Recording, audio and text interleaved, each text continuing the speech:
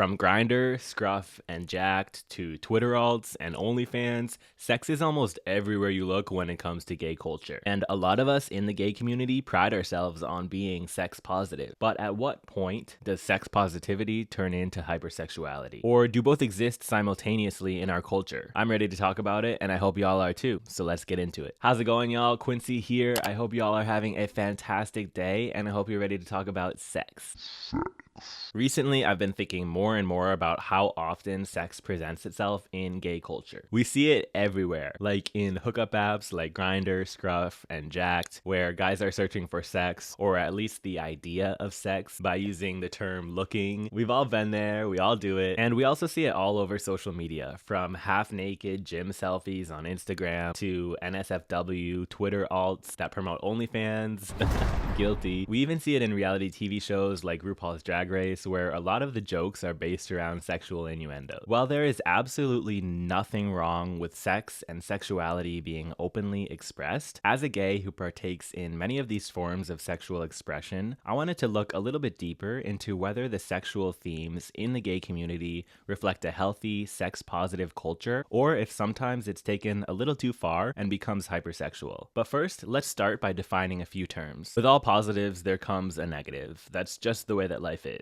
And sometimes, in order to understand something better, you have to look at the opposite. In this case, sex negativity. We have all experienced sex negativity in one way or another. Sex negativity is the idea that sexuality or sex itself is just bad, like inherently bad. It is often restrictive by nature and puts limits on sexuality and sexual expression. People who practice sex negativity often label sex as something that is wrong when expressed in a certain way or between certain people. It is extremely limiting and often puts parameters around who can participate in sex, when they can participate in sex, and how they can participate in sex. Sex negativity has been and remains extremely common in the United States and many other cultures around the world. And it's also present in the framework of many religions. If you think about certain types of Christianity or Catholicism, the Bible says that only a man and woman can have sex, they have to be married. And in US culture, we often think that older people shouldn't be having sex or we're grossed out by it, but that's not really the best or most positive way to develop a healthy relationship with sex in our culture. Gay people, for example, have in the past and today continue to be judged in a sex negative way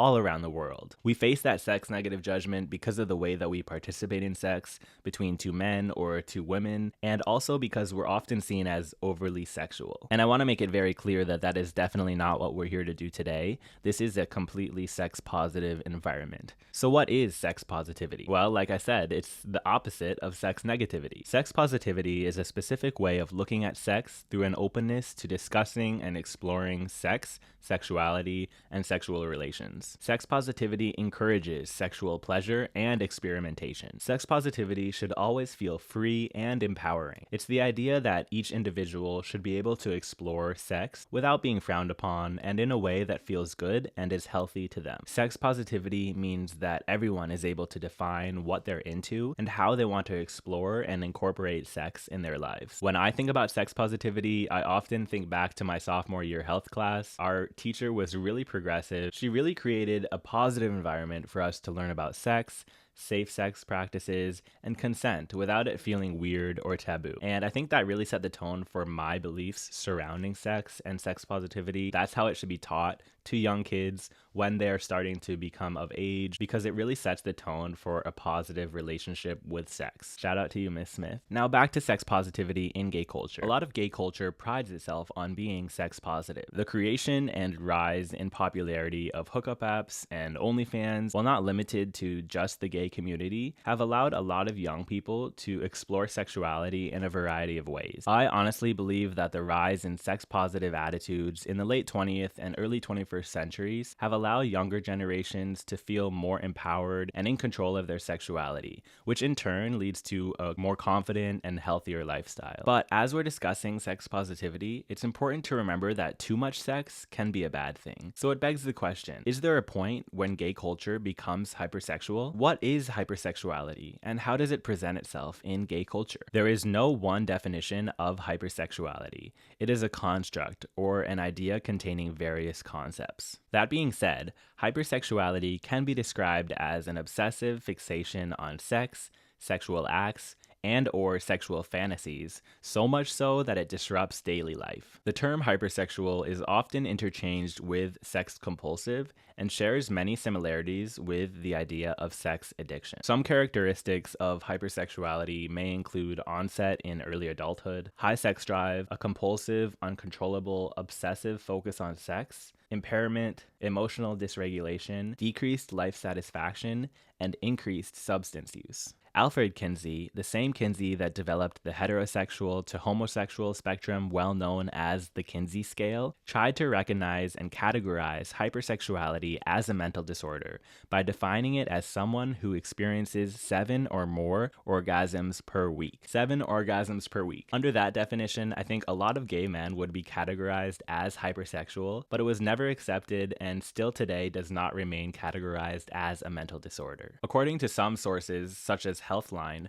people with hypersexuality may exhibit some sexual behaviors such as excessive pornographic consumption, excessive masturbation, or engaging in sexual activities with a large number of partners. But I personally believe that this definition of hypersexuality is somewhat problematic because it leans into sex negativity. In my opinion, hypersexuality looks different in each individual and largely comes down to what each individual is experiencing. What may be hypersexual to some people may seem perfectly normal and sex positive to someone else. And for these reasons, hypersexuality is not well defined or recognized as a mental disorder. But there is a general consensus that people who exhibit hypersexuality have trouble controlling their sexual urges and allow it to disrupt their daily life. It's also widely agreed upon that people who exhibit hypersexuality engage in less safe sex practices and sex under the influence of drugs. So when we circle back and look at how hypersexuality presents itself in gay culture, it's important to remember that we can't generalize an entire group of people. It really comes down to the individual. And while gay culture may sometimes outwardly present itself as being overly sexual, we also have to consider how we got to this point and the history of being persecuted for being gay in the United States and around the world. Gay people were not given the opportunity to openly express their sexuality until the 21st century, and even today, in many countries around the world, it's still looked down upon. I don't think it's fair to use hypersexual as an umbrella term for the entirety of gay culture, despite there being certain hypersexual aspects about it. But in reality, that could be said for straight culture as well. Perhaps sexuality in gay culture has been magnified by the mainstream heteronormative world that we live in, due to the various historical aspects surrounding how homosexuality has become more accepted. It's easy to point fingers and create labels when something doesn't fall in line with the norm, and that's what I think is going on here. While I was editing, I realized that I missed a crucial part about how hypersexuality is experienced in gay culture. Please don't mind my hair, I was not ready to film, but this has to be said. Gay men often feel pressure to sexualize themselves over fear of their partner cheating on them or even their partner breaking up with them. When searching for a partner, it's important that you find someone that you're sexually compatible with. But even when you do this, you might not always agree upon how much sex and what type of sex you want to engage in. Keeping an open dialogue surrounding sex where there is mutual respect is healthy and essential when in a relationship. Hypersexuality also affects gay men of color on a more frequent basis. Due to mainstream gay culture being predominantly white, Black and Asian men particularly find themselves being hypersexualized in various ways. This is never appropriate and under no circumstances should ever be tolerated. This hypersexualization is often based on racist stereotypes and only perpetuates prejudice and discrimination. Now, back to the original video. It's extremely important to distinguish sex positivity from hypersexuality and even sexual violence. Sex between 2 or more people must always be consensual. Full stop. We as adults all know that, but it's so important to keep that in the forefront of our brains, especially when it comes to OnlyFans and sex involving drugs, which is more common than you might think. Everyone should feel comfortable when they are engaging in sexual activity, and not wanting to have sex with someone or not wanting to have sex at all doesn't mean that you aren't sex positive. Remember, there is no norm when it comes to sex. Everyone has their own unique way of expressing their sexuality, and it's important that we respect that, as long as it's safe and consensual. Thank y'all so much for tuning in to today's topic. I hope y'all enjoyed it. If you did, please give me a like and consider subscribing so that you can catch more content from me like this. I'm Quincy, and I hope y'all have a fantastic day. Peace.